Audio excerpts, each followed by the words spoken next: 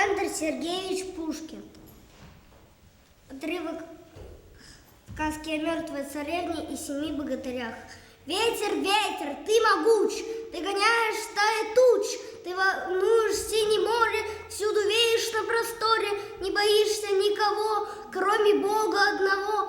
Аль откажешь мне в ответе, и видал ты где на свете, ты царевной молодой, я жених ее. Постой, там за речкой тихострунной есть высокая гора, в ней глубокая нора.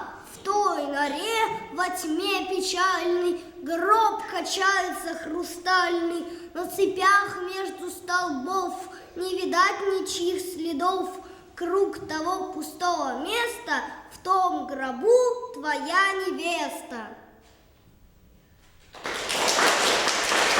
Воины президента